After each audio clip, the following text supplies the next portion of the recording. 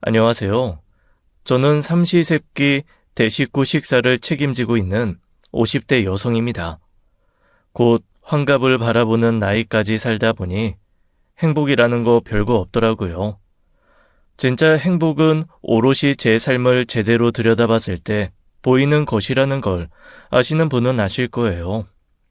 제 또래 중에서도 여전히 자기 삶을 남과 비교하고 깎아내리거나 우월감을 느끼며 불행하게 사는 사람들이 많습니다.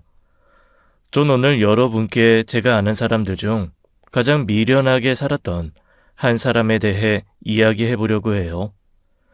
17년 전 남편을 먼저 보낸 후 혼자 아들 둘을 대학 졸업시키고 독립을 시켰어요. 사업을 했던 남편이 남기고 간 재산도 많았고 보험금도 있었기에 혼자서도 크게 그렇게 어렵지는 않았습니다. 하지만 검은 머리가 팥뿌리가 될 때까지 함께 하자던 남편을 너무 젊은 나이에 보낸 마음이 오죽했겠어요. 처음엔 아들들 몰래 눈물로 밤을 지새우고 아들들이 학교 가면 혼자 남편 납골 땅을 찾아 울기도 많이 울었죠. 그때마다 저를 지탱하게 한 건 죽기 전 남편이 한 말이었어요. 당신 가면 나 혼자 어쩌라고.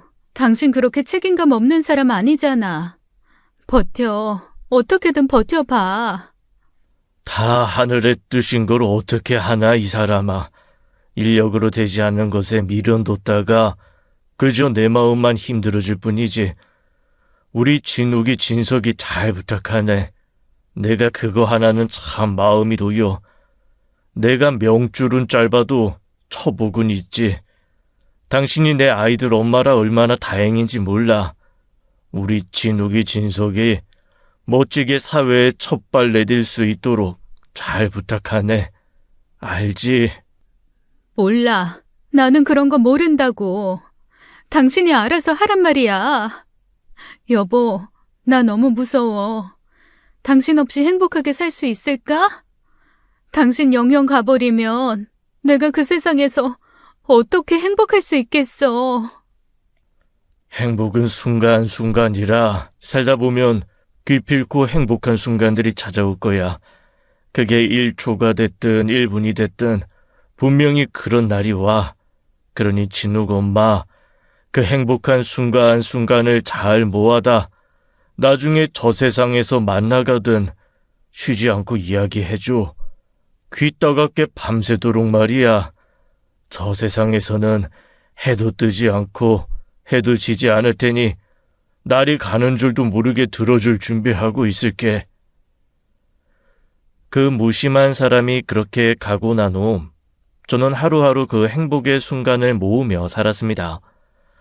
나중에 저 세상에 가서 남편에게 해줄 말이 많으려면 많은 순간이 필요했어요. 그래서 매일 사소한 행복을 하나씩 기록하기 시작했고 그게 17년이라는 세월 동안 이어진 것이죠. 가끔 남편 기일이 다가와 불현듯 공허한 마음이 들 때면 그 기록들을 들춰보았는데 그러길 잘했다 싶더라고요. 행복 정말 별거 없었어요. 물론 아들이 원하던 대학에 합격했다거나 직장에 취직했다, 장가를 보냈다는 큼직한 확실한 행복도 있었지만 정말 작고 사소한 것들도 많았거든요. 이를테면 아들이 아침부터 웃는 얼굴로 집을 나섰다거나 집 앞에 이팝나무가 활짝 핀 것이 너무 예뻤다거나요. 오늘따라 갈치 조림이 유달리 맛있게 돼서 아이들이 밥을 2공기나 비웠다 같은 기록들이었어요. 젊은 사람들은 그걸 소확행이라고 부르더라고요. 소소하고 확실한 행복이요. 그렇게 작은 행복을 놓치지 않고 살다 보니 돌이켜본 제 인생에 웃는 날이 참 많았더라고요. 그렇다 보니 매사에 불만도 많고 꼬인 구석이 많은 안싸돈을 만나고 얼마나 언짢고 불쾌했는지 모릅니다. 실제로 그 양반과 교류를 시작하면서부터 한동안은 제 행복 일기 기록도 잠시 멈추었죠. 우리 지연이 누구한테 내놔도 정말 아깝지 않은 애거든요. 아주 보는 사람마다 며느리로 주면 안 되냐? 나한테 사정사정을 했어요. 근데 내가 고른다고 애를 아직 시집을 안 보내고 있던 거거든요. 아, 예, 그러세요. 여러모로 부족한 제 아들에 비해 분에 넘치는 며느리 보는 것 같아서 저도 참 기쁘네요. 기쁘기만 하겠어요? 나 같으면 아주 며느리 모시고 살아요, 모시고. 내가 딸만 둘이라 그 기분을 몰라서 아쉽지.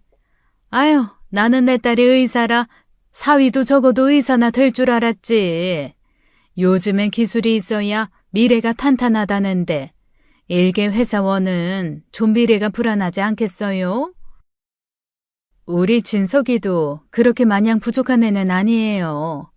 우리나라에서 알만한 사람들은 다 아는 기업에 들어가서 6년째 근속이라 벌이도 좋고 인정도 많이 받고 있고요. 모르는 소리 하시네. 요즘 누가 대기업 들어갔다가 마음 놓고 좋아해요. 정년되기 전에 희망퇴직자 받아서 자르는 일도 부지기수인데. 그러지 말고 지금이라도 다른 공부해서 평생 먹고 살 기술이라도 가졌으면 좋겠는데. 진서가 생각해 봤니? 그래도 너 학교 다닐 때 공부는 잘했다며. 약대라도 들어가면 약사 그거 평생 한다. 우리 지연이 있으니 둘이 병원하고 약국하면 얼마나 좋겠어. 안사도는 정말 무례한 사람이었습니다. 정신없이 일만 하던 둘째 아들이 결혼할 여자가 생겼다길래 처음엔 그것만으로도 너무 좋았어요. 그런데 결혼할 여자가 대학병원 의사라고 하니 솔직히 좀 차이 나는 결혼은 아닌가 싶긴 했지요. 저희 아들도 서울 중상위권 대학을 나와 좋은 직장에 취직해 인정받고 살았지만 그래도 사회적 통념상 의사와 비비긴 어려웠으니까요. 아니나 다를까 의사 딸 가진 안싸돈 유세가 대단했습니다. 처음에야 저도 사람은 겸손해야 한다 싶어 우리 아들을 낮췄는데 듣자 하니 무척 기분이 나쁘더라고요. 결국 험한 말이 입 밖으로 나갈 뻔했는데 며느리가 그 순간 나서준 거예요. 엄마가 시집 안 보낸 게 아니라 내가 안 간 거야. 진석이 안 만났으면 앞으로도 갈 생각 없었고 평생 나 시집 보내는 게 소원인 엄마 입장에선 오히려 진석 씨 어머님께 감사해야 돼. 그런 식으로 말하지 마. 지연아, 너 굳이 그렇게 네 스스로 낮추지 않아도 돼. 과한 배려는 오히려 상대한테 예의가 없을 수도 있어. 세상 사람들 다 붙잡고 물어봐라. 너가 시집을 못 가서 안 간 건지. 내가 분명히 말했지. 그런 식으로 무례하게 굴면 나 결혼식 없이 그냥 살겠다고. 죄송해요, 어머님. 저희 어머니께서 어머님과 진석 씨한테 너무 무례했습니다. 어떻게 그런 사람 밑에서 저렇게 자랐나 싶게 며느리는 참 예의가 바른 아이였어요. 아들은 작년 건강검진을 받고 정밀검사 소견을 받아 대학병원에서 며느리를 만났다 하더라고요. 아들이 먼저 낯이 익다 싶어 이름을 물어보니 둘은 중학교 동창이었다는 겁니다. 둘 다 서울이 아니라 수원에서 자란 애들이었어요. 그런데 중학교 졸업 이후 거진 20년 만에 만났으니 정말 귀한 인연이었죠. 아들 말로는 학교 다닐 때 같은 반이 된 적도 없었고 그냥 오며 가며 얼굴만 알던 애였다더라고요. 그런데 그 계기로 연락을 주고받다가 연인이 된 것이었습니다. 이러나 저러나 아들 몸에 큰 이상은 없었고 며느리를 얻었으니 저희에겐 너무 좋은 일이었어요. 안사돈 자리가 좀 고약했지만요. 안사돈은 이 결혼에 공동 명의의 집을 요구했습니다. 거기다 집도 혼수도 한 푼도 보탤 수 없다고 했죠. 의사 며느리 모시고 갈 거면 적어도 그만한 지참금은 필요하다며 끝까지 고개를 빳빳하게 세우더군요. 바깥사돈은 없는 정식 상견례는 아니었지만 현실적으로 결혼 준비에 관한 이야기를 하면서 갈등이 좀 있었어요. 그러다 보니 아들 결혼시킨다는 기쁨도 잠시 이 결혼을 꼭 시켜야 하나 싶더라고요. 진석아, 네가 여유 부릴 나이가 아닌 건 알지만 나는 이 결혼을 좀 물렀으면 싶다. 아까 지연이 어머님께서 하신 말씀 때문에 그러지? 그것 때문에 지연이도 너무 속상해하더라. 자세한 건 묻지 못했는데 잘하면서도 엄마랑 갈등이 좀 큰 것 같아. 갈등이 없을 수가 없겠더라. 생긴 건 얌전하고 다소곳할 것 같았는데 은근히 드세고 그저 내세우기 좋아하는 사람이던데. 안 그래도 지연이가 그 문제 알아서 해결하겠다고 했으니까 너무 걱정하지 마. 이 예상은 했는지 별로 놀란 기색도 없더라. 알아서 해결하고 와서 엄마한테 직접 말씀드린다고 했으니까 일단 기다려보게. 아니나 다를까 며칠 후 며느리는 직접 찾아와 제게 사정을 이야기했어요. 입에서 나오는 소리와 다르게 비교적 차분한 표정이라 저도 기분이 참 복잡 미묘했습니다. 며느리의 요지는 일단 표면적으로는 안 싸더니 하자고 하는 대로 해달라는 거였어요. 어머님께 무리가 안 되는 일이라면 일단은 그렇게 부탁드리고 싶어요. 공동명의 안 해주셔도 되고 혼수도 제가 엄마 모르게 모은 돈으로 다 준비할게요. 어차피 확인도 안 하실 분이라 그냥 대충 그렇게 말만 맞춰주시면 돼요. 굳이 그렇게까지 해야 하니? 죄송합니다. 솔직히 말하면 저 이 자리 어머님 앞에 서기까지 정말 고민 많이 했어요. 그때 말씀드렸다시피 저는 이번 생에 결혼할 생각이 없었거든요. 저희 엄마는 한평생 저 하나만 의사로 키운 게 자부심인 사람이라 누구랑 결혼하든 배우자를 괴롭히는 것밖에 안 되겠더라고요. 그런데 진석이를 만나서 제가 지금 욕심도 없던 결혼으로 일을 친 거예요. 어머님, 저도 결혼하고 싶어요. 진석이랑 결혼해서 평범한 가정 이루고 살고 싶어요. 제발 도와주세요. 그때 저는 며느리가 어떤 심정으로 그렇게 간곡한 부탁을 했는지 알지 못했습니다. 그저 유별난 엄마 때문에 마음고생을 좀 했겠거니 했거든요. 저는 자식들한테 마음이 약한 편이라 아들 며느리가 그렇게 와서 부탁하는데 차마 외면할 수는 없더군요. 결국 저는 며느리 부탁대로 아들의 집에 돈을 대주고 공동 명의를 해주었다고 했고 혼수도 제가 다 준비하겠다고 했습니다. 그때 안 싸더니 한 말이 참 가관이었어요. 3년이 흐른 지금까지도 똑똑히 기억이 나거든요. 당연히 하셨어야 할 일을 대단한 거라도 내어주는 양 생색을 내시네요. 당연한 겁니다, 사부인. 며느리의 집안 사정을 알게 된 건 결혼식 이후였습니다. 아들 며느리 둘 다 바쁜 사람이다 보니 아들 부탁으로 이것저것 반찬을 해다 아들 신혼집에 갔었어요. 그런데 아들 부부가 없는 그 집에 사돈 처녀가 있더군요. 안녕하세요. 결혼식장에서 뵀죠? 저 지연 언니 동생 수연이에요. 아, 알아요. 유치원 선생님 한다던 그 동생 맞죠? 근데 어쩐 일로?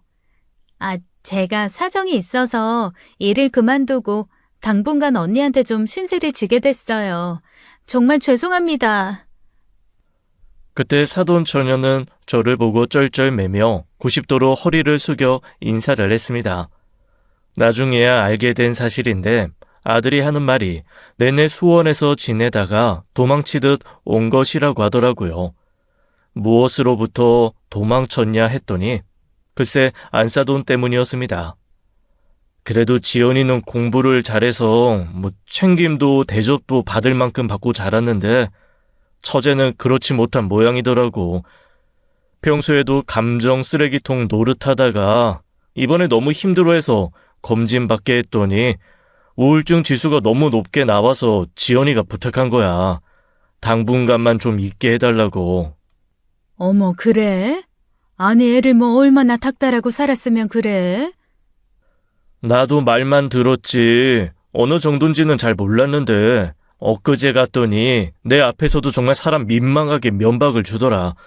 처제가 살집이 좀 있는 편이지 뚱뚱한 건 절대 아닌데 뭐라고 하신 줄 알아?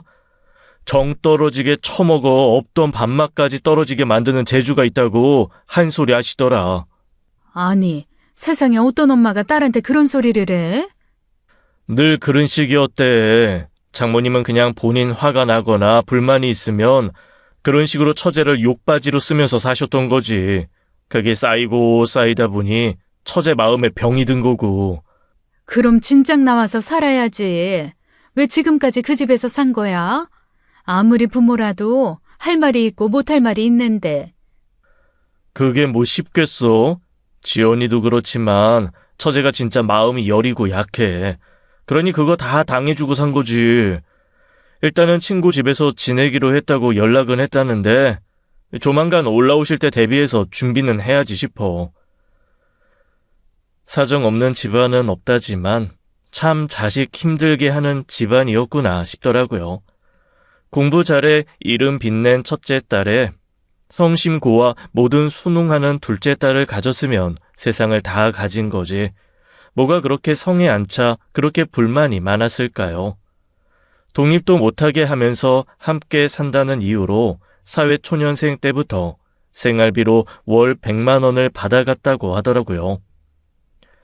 결혼 전엔 큰딸한테는 150만 원을 받고요. 그러다 보니 사실 며느리도 가진 직업에 비해 그렇게 많은 돈을 모으지 못했고 유치원 교사로 일한 사돈처녀야 말할 곳도 없었습니다. 아들 부부가 오죽했으면 신혼살림에 불러다 살라고 했나 싶더라고요. 그 뒤로도 한 번씩 아들 집에 방문하면 이도 저도 못하고 어쩔 줄 모르는 게 좀 가엾기도 했죠. 그래서 준비해간 반찬으로 점심도 해서 먹이고 집안일도 같이 하면서 시간을 종종 함께 보냈어요. 아들만 둘이다 보니 딸과 그런 시간을 보낸 적이 없는 데다가 첫째 며느리도 둘째 며느리도 너무 바빠 그런 걸 함께 할 겨를도 없었습니다.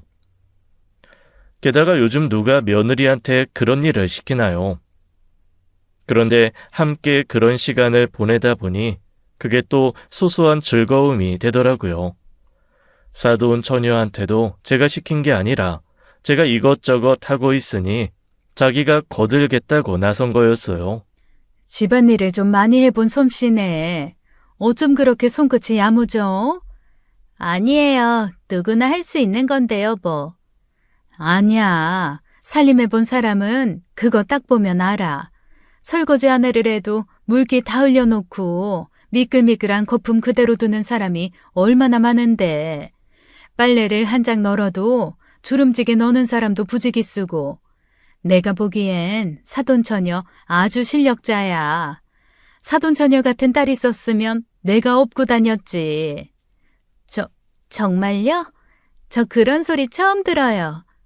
참, 안사돈께서 칭찬에 박하신 분인가 보네. 안사돈은 한 번도 바깥일도 해본 적도 없다면서. 내내 집에서 살림하는 거 딸이 거들어주면 세상 고맙겠구만. 배가 부르셨다 부르셨어.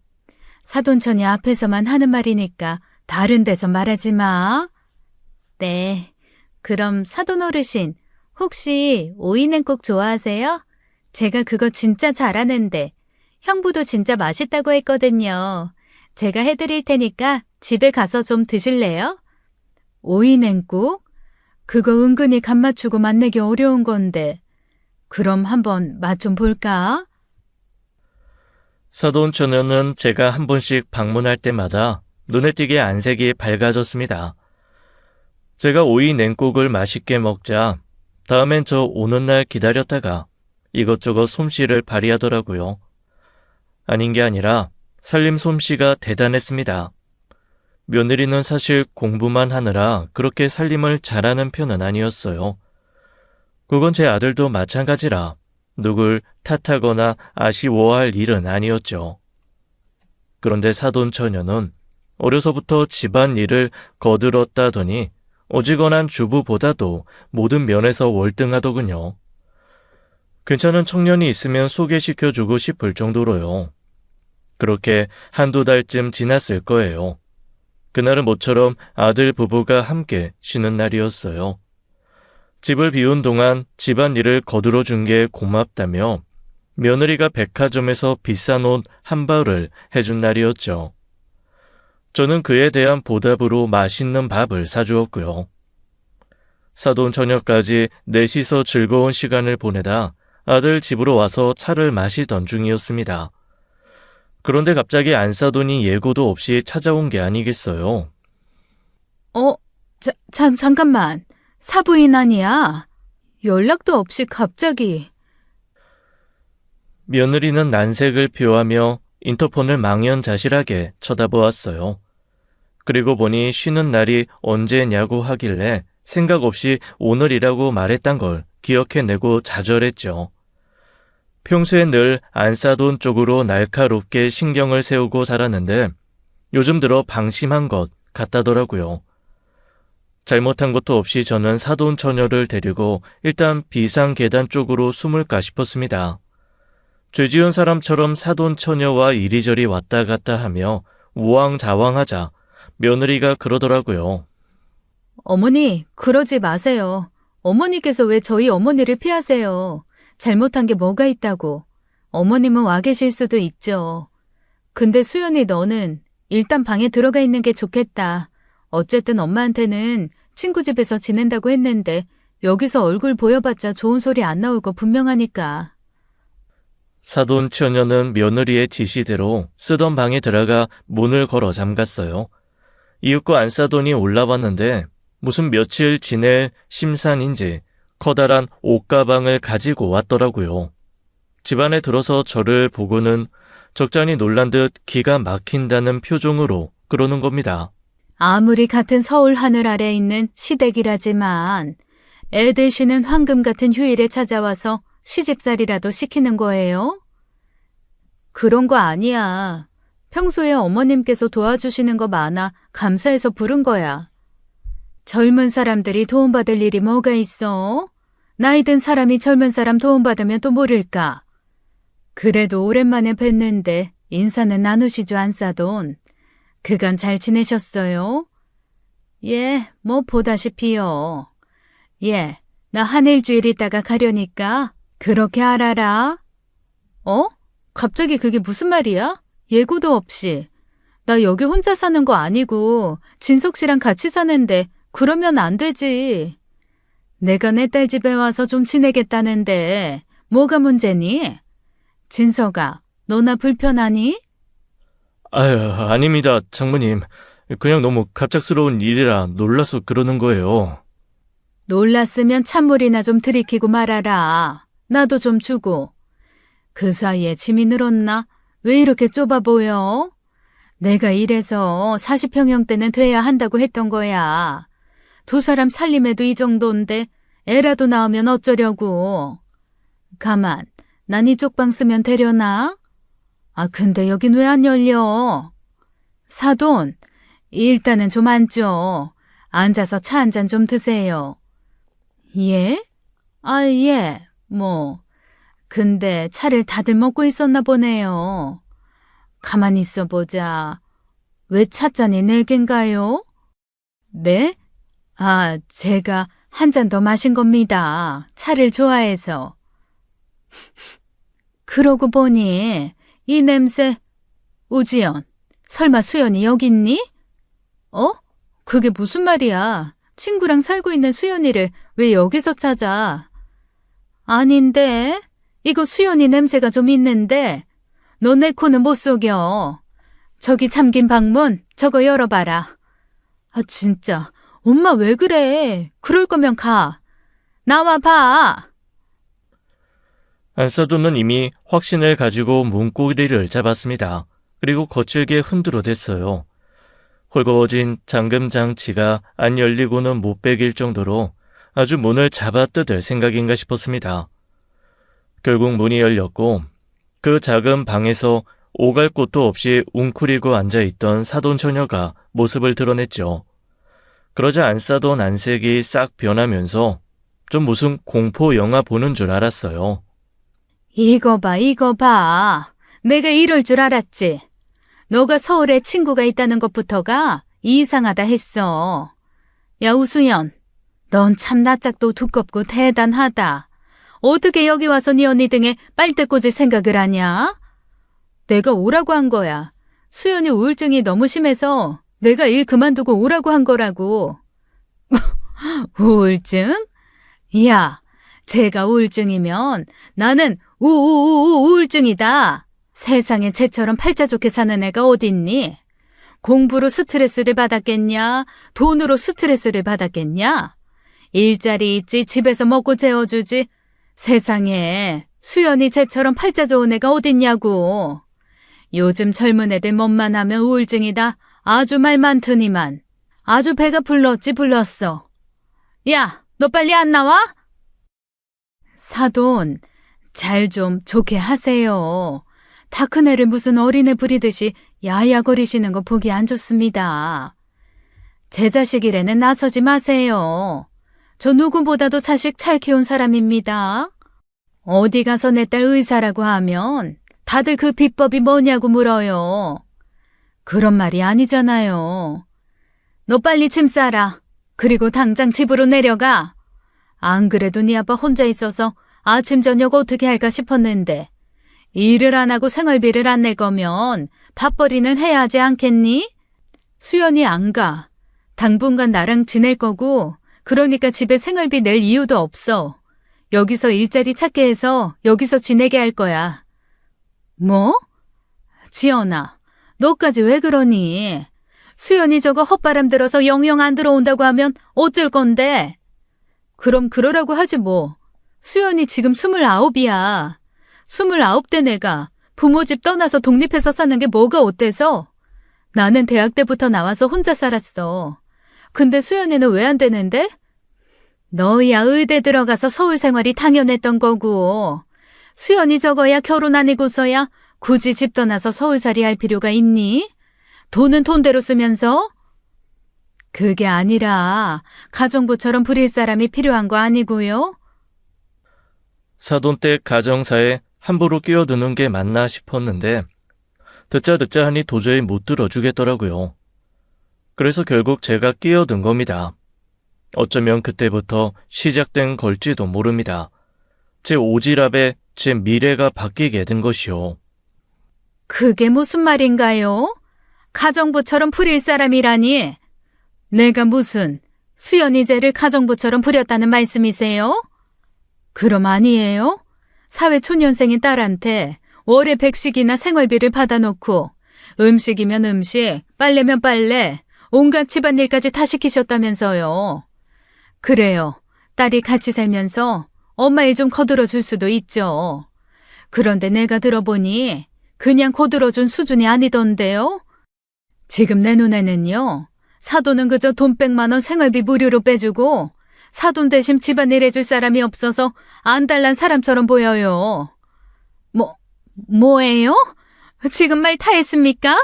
사돈이 뭘 한다고 나서요? 예? 사돈이 우리 집 사정을 뭘 그렇게 잘한다고 나서냐고요? 가세요. 제발 애들 마음 좀 편하게 가시라고요. 여기 안사돈 반기는 사람 하나도 없는데 왜 무대포로 쳐들어와서 난립니까? 내가 왜 가요? 내가 만든 의사 딸 집에서 왜 나가요? 오수연, 너 빨리 짐 안 챙겨? 빨리 집에 내려가라고 했지? 안 되겠네 정말. 내가 어지간하면 그래도 부모고 엄마니까 서로 이해할 건 이해하고 넘어가자고 할랬어요. 근데 이건 도무지 상식이 없잖아. 사돈 처녀, 짐 챙겨. 역시 그게 맞겠죠? 우리 집으로 가서 지내게 어서 짐 챙기라고. 네? 어르신 집으로요? 거기로 가야 이 양반이 찾아올 일이 없지. 엄마란 사람이 생각만 해도 마음이 편한 사람이 되어야지. 수연이 봐요. 지금 사돈 쳐다보는 게 저게 지금 엄마 만난 얼굴이에요? 피하고 싶은 빚쟁이 만난 얼굴이지. 내가 어지간하면 남의 집 가정사라 모른 척하려고 했는데 이건 해도 아니다 싶네요. 가자, 가. 그렇게 저는 사돈 처녀의 손을 잡고 저희 집으로 와버린 거예요. 물론 안사돈은 끝까지 어딜 가느냐고 사돈 처녀 손을 붙들고 놓아주지 않으려 했지만 며느리까지 나서서 떼어놓자 별 수 없었죠. 저희 집으로 가는 길 사돈 처녀가 많이 울더라고요. 뭐라고 말도 안 하고 그저 울기만 하길래 울라고 뒀습니다. 이튿날 찾아온 며느리도 자기 동생의 손을 잡고 애써 눈물을 참는 듯 쉽사리 입을 열지 못하더라고요. 며느리는 늘 본인과 비교당하고 살아야 했던 여동생에게 미안했다고 했습니다. 억지로 시켜서 한 공부는 아니었지만 자기가 올라가면 올라갈수록 여동생이 더 힘들어지는 것 같아 힘들었다고요. 제가 공부만 포기했다면, 의대생이 되지 않았더라면, 끝끝내 의사가 되지 않았더라면, 수연이가 이렇게까지 계속 힘들게 살지 않아도 됐을 텐데 싶어서 늘 힘들었어요. 언니 아니야. 나 때문에 언니가 꿈을 포기했더라면 난 그게 더 견디기 힘들었을 거야. 그런 생각하지 마, 제발. 근데 아무리 엄마라도 그렇지. 아닌 건 아닌 거잖아. 너희가 미성년자도 아니고 충분히 독립할 수 있었으면서 왜 그렇게 약점이라도 잡힌 사람처럼 그렇게 잡혀 살았어. 그야 엄마니까요. 어쨌거나 저희를 키워주신 엄마니까. 언젠간 책에서 그런 말을 본 적이 있습니다. 부모는 부모에 대한 자식 사랑이 가장 깊은 줄 알지만 자식의 맹목적인 부모 사랑 역시 그 못지 않다는 것을요. 자식도 똑같은 거예요. 아무리 자신을 괴롭히고 힘들게 한 존재일지라도 쉽게 손을 놓을 수 없었던 것이겠죠. 특히 그 아이들은 심성이 참 곱고 여린 아이들이었으니까요. 하지만 저는 그 애들의 미래를 위해서라도 차츰차츰 안사돈과의 잘못된 애착 관계를 끊어내야 한다고 생각했습니다. 그래서 그 후로도 사돈 처녀를 제 집에서 지내게 했어요. 쉬고 싶을 때까지 쉬어. 부담 갖지 말고. 일하고 싶으면 일자리 구해보고 그저 하고 싶은 대로 살아. 그동안 고생했잖아. 감사합니다. 정말 감사합니다. 한 번도 제게 이런 호의를 써주시는 어른을 만나지 못했어요. 원래 우물 안에 살면 내가 보이는 하늘이 전부인 줄 아는 거야. 그런 엄마 밑에서 자라서 힘들게 살았으니 세상 어른들이 다 그런 줄 아는 거지.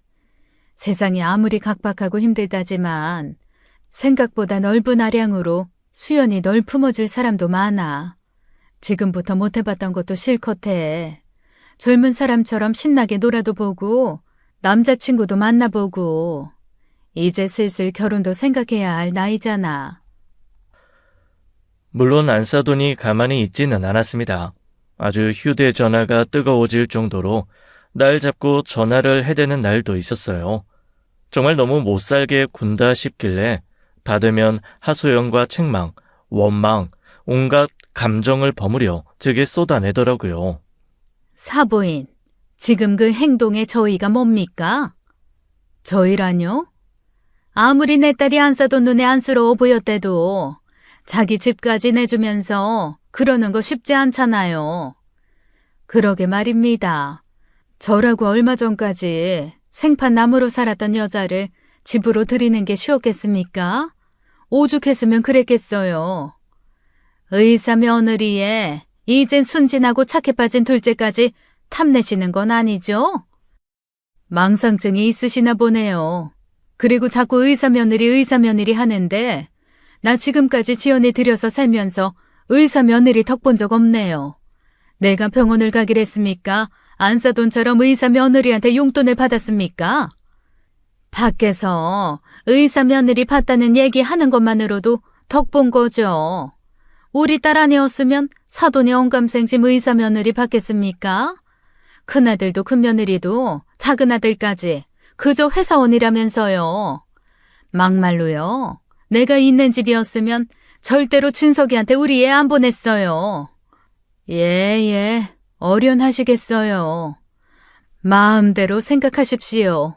사부인 마음 편하실 대로 생각하시고 사세요. 도무지 말이 안 통하는 상대다 싶어 전화를 끊고 그 전화번호도 차단해버렸습니다. 안사돈은 그때 정말로 일주일 정도 머물다 갔고 그 후로도 일주일에 한 번꼴로는 찾아와 2, 3일씩 머물다 갔어요. 그때마다 연락을 끊고 제 집에 살고 있는 둘째 딸 뒷담화를 어찌나 찰지게 하는지 아들은 도저히 들어줄 수 없어 은근히 저녁에 집에 나갔다 들어오곤 했답니다. 그렇게 한 달쯤 지났을 거예요. 어느 날 저녁 갑자기 연락도 없이 아들이 혼자 찾아온 겁니다. 아들의 얼굴에는 수심이 가득했고 저는 직감적으로 무슨 일이 나도 났구나 싶더라고요. 무슨 일인데 그래? 또 안사돈 문제야? 그게 아니라 지연이가 왜? 지연이 임신했어. 뭐? 아니, 내년에나 가질 거라더니. 우리도 예기치 못한 일이라 당황스러운데 엄마 부탁이 있어. 그래, 뭐든 말해봐, 뭐든. 아기가 생겼으면 입이 귀에 걸려도 모자랄 판에 왜 죽상을 하고 와서 그래? 당분간 집에 들어와서 살고 싶어. 뭐? 합가? 그럼 너희 둘 다 집에 들어와서 살겠다는 거야? 아유, 그건 안 되지. 나도 나지만 지연이도 얼마나 불편한 일인데. 애가 아무리 나를 편하게 생각한다고 해도 시댁은 시댁이야. 너 그렇게 독단적으로 멋대로 판단하고 결정하면 안 되는 거야. 독단적으로 판단한 거 아니야. 지연이가 먼저 이야기 꺼낸 거지. 어머님 집에서 어머니랑 좀 살면 안 되겠냐고. 지연이가? 아니 왜? 아무래도 장모님이 지연이 임신 사실을 알면 집으로 들어와 사실 것 같아. 뭐? 아니, 안사돈은 혼자도 아니고 바깥사돈이 있는데 어떻게 그래? 실은 지연이가 말씀드리기 싫어하는 것 같아 말씀을 못 드렸는데 두 분 사이가 그렇게 좋은 편은 아니야. 아무래도 두 분 사이에 복잡한 사정이 있는 것 같은데 그것까지는 잘 모르겠고 그것 때문에 이혼하고 같이 살고 싶다는 말을 농담처럼 몇 번 했던 모양이야. 앞전에 말도 없이 일주일 동안 머물다 가신 것도 그렇고 임신했다는 거 알면 이런저런 핑계로 눌러 앉을 것 같다고 엄청 스트레스 받아 하더라고. 병원에서는 아무래도 유산 조짐이 있어 조심하라고 하고 우리도 고민 끝에 이야기 꺼낸 거야. 그게 정말이야? 아니 대체 뭐 얼마나 스트레스가 심했으면. 아유 알았어. 그럼 너가 쓰던 방 일단 청소해 둘 테니까 당분간 거기서 지내라. 그래도 다행이네. 수연이가 아직 일이 없어서 지연이 도와줄 수도 있고 말이야. 솔직히 저라고 왜 며느리랑 살고 싶었겠어요. 친자식인 아들 데리고 살려고 해도 힘든데요. 그럼에도 큰 고민 없이 받아들일 수 있었던 건 그 자매의 사정이 워낙 딱하기 때문이었습니다. 이미 둘째 딸을 제 집에서 지내게 하고 있는데 며느리라고 못 거둘 거 있나요? 기약 없이 들어왔지만 일단 적어도 아이 낳을 때까지는 제 집에서 머물기로 한 것이죠. 물론 아들 부부는 안서돈에게도 그 사실을 전달했습니다. 반응이야 못 뻔하죠. 그야말로 난리가 난 거예요. 집을 해주는 것 같더니 결혼 1년도 안 돼 집을 뺏어 가느냐고. 결국 두 딸을 다 빼앗아갈 시커먼 속셈을 드러낸 거 아니냐고. 아주 저를 굉장한 파렴치한으로 몰았더군요. 조산 위험이 있어 일을 쉬고 두 자매가 모두 저희 집에서 종일 쉬게 되었는데 며느리가 임신 4개월 차가 됐을 무렵 아주 심각한 문제가 터지고 말았습니다. 안사돈이 아니라 바깥사돈으로부터 다급한 연락이 온 거예요. 예, 장인어른. 네? 장모님이요? 무슨 일이야? 무슨 일인데 그래? 장모님이... 아니야. 일단 내가 가볼게. 무슨 일이야? 아니야, 지연아. 일단 넌 있어. 내가 가볼게. 무슨 일이냐니까. 형부, 같이 가요. 제가 언니 대신 갈게요. 눈치 빠른 사돈 처녀가 아들과 함께 동행하기로 했습니다. 딱 봐도 솔직하게 말하면 며느리에게 문제가 될까 싶어 섣불리 말을 꺼내지 못하는 것 같았어요. 그렇게 급하게 두 사람이 나가고 난 후 수시간이 흐른 뒤에야 아들로부터 연락이 왔습니다. 알고 보니 안사돈은 수면제를 다량 복용해서 잘못된 선택을 시도한 모양이더라고요. 다행히 바깥 사돈이 금방 발견해 생명에는 지장이 없는 상태였습니다. 놀라 달려간 사위와 작은 딸을 보고도 안사돈은 첫째인 며느리만 찾았대요. 어떻게 엄마가 그렇게 됐는데도 얼굴도 안 비출 수가 있냐면서 이게 다 저의 악마의 속삭임에 현혹되어 벌어진 일이라고 울부짖었다는 거예요. 아들이 조상기가 있어서 미처 말하지 못하고 몰래 왔다고 했는데도 말이에요. 결국 잠자코 있던 바깥 사돈께서 며느리에게 직접 연락했고 며느리는 그 소식을 듣고 엄청난 충격을 받았습니다. 연락을 잠시 끊었다는 이유로 목숨을 끊으려 했던 안사돈의 행동에 며느리는 그날 바로 하혈했어요. 결국 애써 가진 첫 번째 아이를 하늘나라로 보내야 했죠. 지연아, 괜찮아. 아이는 언제든 가질 수 있어. 언제든. 이건 네 잘못도 그 누구의 잘못도 아니야. 그러니 네 탓도 누구의 탓도 하지 마. 그게 결국 다 네 마음 좀먹는 일이야. 어머니, 살려주세요. 제발 좀 살려주세요. 나 여기 있다. 나 어디 안 가고 여기 있어. 걱정하지 마라. 저 놓치면 안 돼요. 저 떨어져요. 저 무서워요. 저 떨어져 죽어요, 어머니. 제발 살려주세요. 아가, 어딜 떨어진다고 그래. 여기 병원이야. 걱정할 거 없어. 며느리는 수술 후 정신 착란 증세를 보였습니다. 그게 저희 모두에게 너무 큰 충격이었어요. 그렇게 이상적이고 똘똘하기만 했던 애가 갑자기 정신줄을 놓고 헛소리를 했으니까요. 그건 아들에게도 확실한 동기부여가 된 것 같았습니다. 아들은 며느리의 유산을 두고 크게 자책했어요. 내가 더 확실히 지켜줬어야 하는데 다 저 때문이에요. 제가 조금만 더 현명하게 대처했더라면 이런 일은 일어나지 않았을 텐데. 그게 어떻게 진석이 네 탓이야. 너희 잘못 하나도 없다. 굳이 잘못한 사람을 따져 물으려면 안사돈 탓을 해야지. 그게 어떻게 니들 탓이야. 괴로워하는 아이들을 보니 정말 환장에 미칠 노릇이더군요. 바깥 사돈께만 며느리 소식을 전했는데 안사돈과 함께 오셨더라고요. 절대 안정을 취해야 할 환자라 면회가 안 된다고 했는데도 막무가내로 소란을 피우는 바람에 어쩔 수 없이 드려야 했죠. 안사돈은 며느리를 보자마자 세상에서 가장 큰 모정을 가진 사람처럼 오열하면서 들어오더군요. 아이고, 우리 지연이 어쩌면 좋아. 우리 지연이 어쩌면 좋아.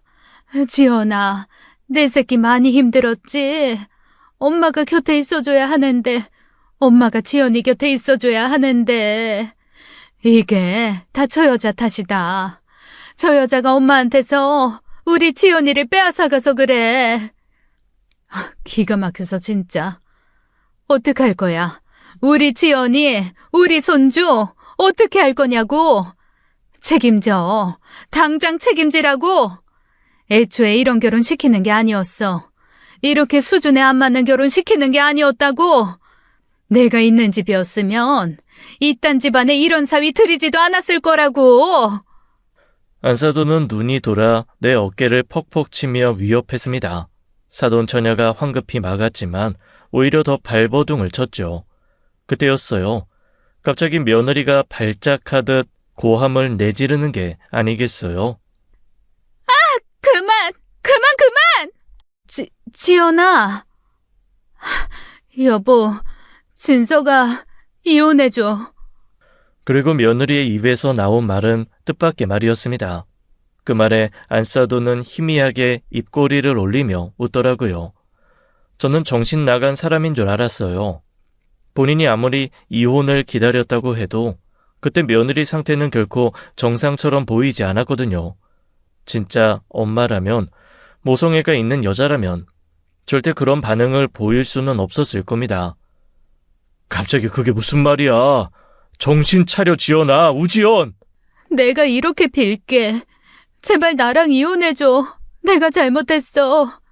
이 결혼하는 게 아니었는데 내가 잘못했어. 제발 이혼해줘. 제발, 제발. 며느리는 아예 무릎을 꿇고 앉아 제 아들에게 싹싹 빌기 시작했습니다.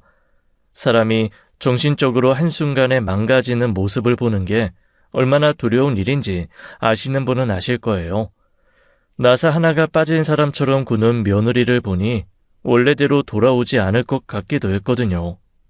어머니, 제발 이혼 좀 하게 해주세요. 저 이혼할래요. 저 미안해서 못 살아요. 진석 씨한테도 어머님한테도 미안해서 못 살아요. 죄송합니다. 죄송합니다. 저희 엄마 때문에 두 사람 이렇게 힘들게 해서 죄송합니다. 어머, 얘가 왜 이런다니? 이봐요, 얘 왜 이런데요? 그 와중에 안사돈은 멍청하게 주위를 두리번거리며 다가오는 의료진을 향해 그렇게 묻더라고요. 며느리를 진정시키기 위해 안사돈을 내보내야 했고 결국 바깥 사돈의 손에 이끌려 끌려가다시피 나갔습니다. 저는 그 두 사람을 뒤따라 나와 정말 마지막이라는 심정으로 사람 대 사람으로 부모 대 부모로서 이야기를 했어요. 사부인, 제발 부탁입니다. 지연이 저러는 거 보셨으면 느끼는 바가 있으실 거 아니에요. 지연이 알게 모르게 마음엔 상처가 참 많은 애예요. 그 마음 잘 헤아려 주는 게 부모 역할인데 자꾸 애를 힘들게 하면 안 되지 않겠어요? 내 딸 마음은 내가 더 잘 알아요. 보셨잖아요. 이혼해달라고. 결국 지연이도 수준 차이를 느낀 거죠. 진석이랑 살아서 답답한 마음이 터진 거라고요. 참 불쌍하시네요. 뭐요? 엄마란 사람이 자식 마음도 그렇게 몰라주고 끝까지 자기 마음만 알아달라고 발악하는 모습이 참 안쓰럽고 가여워요, 안사돈. 바깥사돈도 그렇게 망부석처럼 가만히 있는 거 아닙니다. 남일이에요? 옆집 아줌마 데리고 오셨습니까? 당신 딸이 저렇게 괴로워서 발버둥 치는데도 할 말이 없어요? 두 사람 다 가세요. 다시는 애들 앞에 나타나지 마세요. 나는 애들 볼 때마다 가슴이 아파서 못 보겠네요. 며느리는 진정제를 투여받고 겨우 잠에 들었습니다. 기운이 하나도 없는 사람처럼 눈만 꿈뻑이다가 이내 잠들었죠. 그 후로 퇴원하고 집으로 돌아올 때까지도 한마디도 하지 않았어요. 아들이 어르고 달래 질문을 해도 열에 한번 고개를 끄덕이거나 내젓는 게 전부였죠. 사돈 처녀도 언니가 잘못될까 싶어 눈물이 마를 새가 없었습니다. 그 일이 있고 난 후 일주일쯤 지난 주말이었어요. 바깥사돈이 저희 집에 직접 찾아오신 겁니다. 그리고 안사돈에게 주소를 알려주지 않겠다 신신당부를 하고서야 드린 거예요. 그래도 안사돈보다는 상대하는 게 어렵지 않은지 며느리는 자기 아버지를 마중 나오더라고요. 그래, 몸은 좀 어떠냐? 괜찮아요. 지연아, 수연아.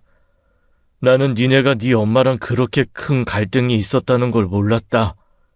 변명이 될 수 없겠지만 진짜야. 나는 나대로 아빠 역할을 하고 그 사람은 그 사람대로 엄마 역할을 하고 있다고 생각했다. 어떻게 세상 부모의 모습이 다 똑같겠냐? 어떻게 부모의 사랑의 형태가 다 똑같겠어? 네 엄마가 과한 부분이 있긴 했지만 그건 역시 다 너희를 생각해서 한 일이라는 걸 좀 알아다오. 어쩌면 이게 다 아빠 탓인데. 뭐? 그러니까 엄마 같은 사람이랑 재혼을 왜 해서. 그 순간 싸늘한 며느리의 목소리가 비수처럼 날아들었습니다. 분명 바깥 사돈을 향한 말이었는데 저는 그 목소리와 말이 어찌나 섬찟했는지 몰라요. 사돈 처녀도 전혀 몰랐던 사실인 듯 놀란 토끼 눈으로 제 언니를 바라보았죠. 그게 무슨 말이야? 재혼이라니? 내가 몰랐을 것 같아? 나 낳아준 엄마, 나 낳으면서 돌아가셨잖아. 그리고 나 1살도 안 돼서 바로 지금 엄마랑 재혼한 거. 나 초등학교 5학년 때부터 알고 있었어. 지연아! 내가 엄마 그 지긋지긋한 등살을 왜 참아준 줄 알아? 엄마도 불쌍했거든. 아빠는 엄마를 사랑해서 결혼한 게 아니라 그저 날 대신 키워줄 여자가 필요했던 것 뿐이었으니까. 엄마는 아빠의 사랑을 바랐고 아빠가 엄마를 사랑해주지 않을 때마다 내게 더 집착하고 내 목을 더 죄었어. 친자식도 아닌 나를 먹이고 입히고 그게 너무 죄송하고 미안해서 그래서 엄마 뜻대로 된 거야. 그게 내가 유일하게 은혜 갚을 일이라고 생각했으니까. 그게 무슨 말이야? 아빠도 엄마를 사랑했어. 사랑했으니까 살았고 수연이까지 태어난 거지. 내가 무슨 초등학생인 줄 알아? 사랑 없이도 애는 태어나. 내가 자라면서 바라본 아빠는 엄마에 대한 어떤 사랑과 존중도 없었어. 사랑에도 다양한 형태가 있다고? 그게 아빠의 사랑의 형태야?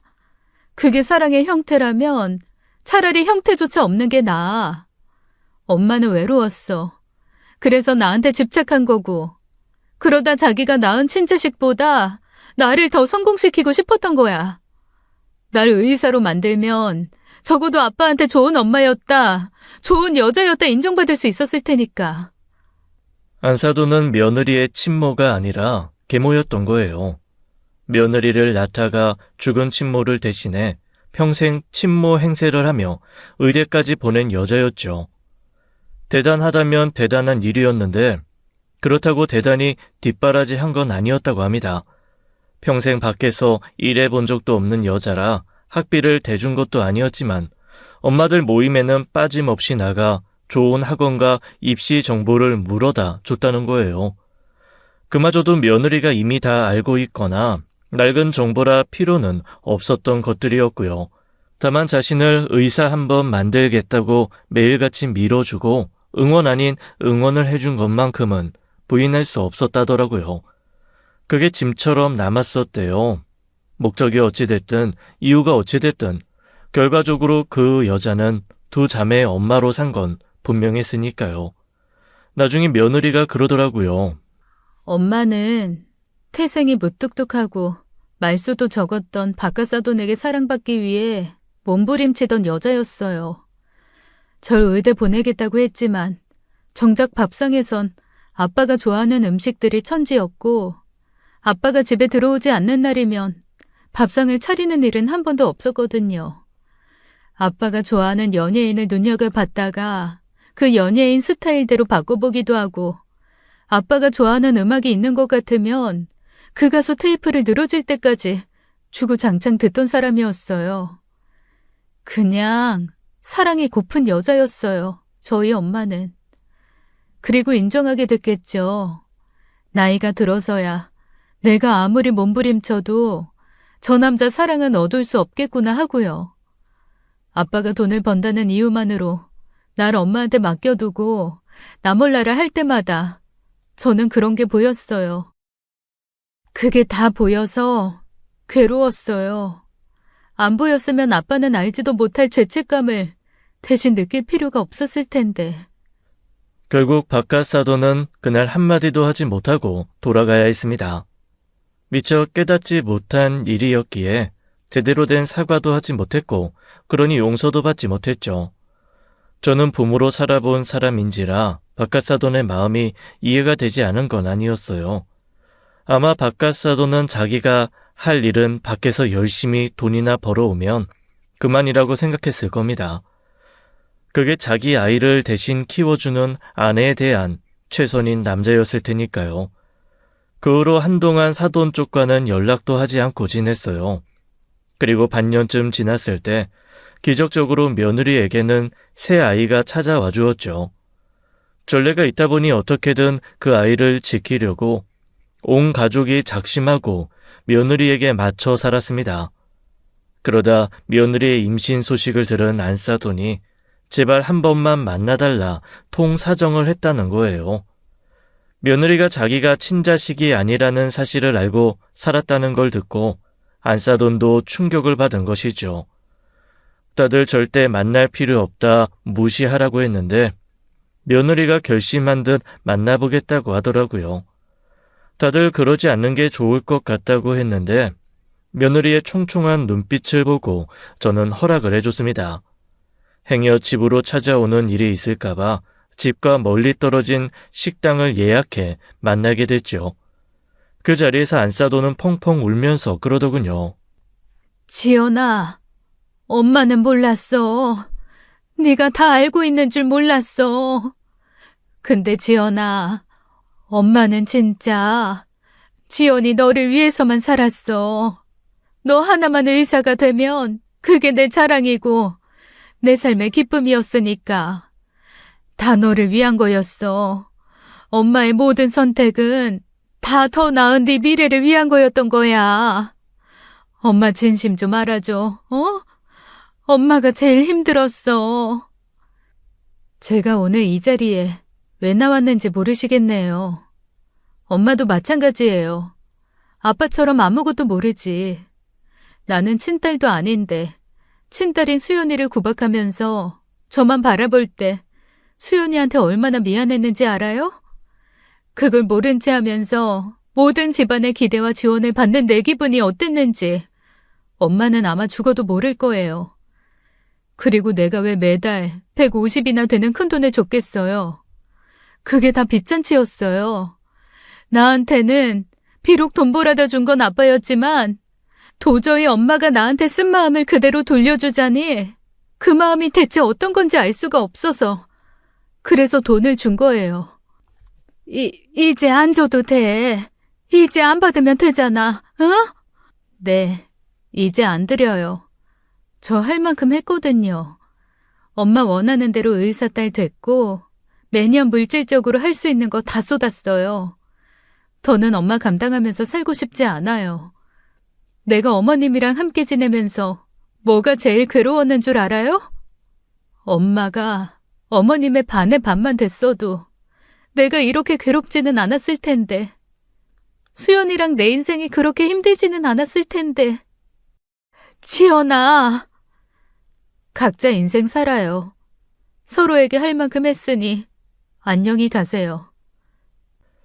며느리는 그렇게 단호하게 이야기를 끝내고 먼저 일어섰습니다. 안사도는 오열을 했어요. 내가 너를 어떻게 키웠는데. 내가 너를 어떻게 키웠는데. 내가 내 딸도 마다하고 널 의사로 키웠는데. 내가 너를 의사로 만든 사람인데 어떻게 그래. 검은 머리 짐승 키워봤자 쓸모없다더니 감히 네가 나를 헌신짝 취급을 해? 그러고도 네가 잘 살 것 같아? 네가 아이를 낳고 부모가 될 수 있을 것 같으냔 말이야. 사실 전 어쩌면 며느리와 사돈댁의 관계에도 개선의 여지가 있을 수도 있다는 기대가 있었어요. 서로에게 오해가 있었고 이제 그 오해가 풀렸으니 이제 바로 잡을 일만 남았다고 생각했거든요. 그런데 오해가 풀린다고 해서 잘못된 것이 무엇인지 알게 됐다고 해서 모든 일을 바로 잡을 수 있는 건 아니었죠. 안사도는 끝까지 자기 연민에서 나오지 못했습니다. 세상에서 자기가 가장 불쌍한 사람이고 죽을 때까지 그 시간과 정성에 대한 보답을 받아야만 하는 사람이었어요. 그런 사람을 아이들이 어떻게 감당하겠습니까? 그 후로 저희는 더 큰 집으로 이사했어요. 아들의 신혼집과 제가 살던 집, 게다가 큰아들이 살던 집까지 정리해 모두가 함께 살 수 있는 건물을 지었죠.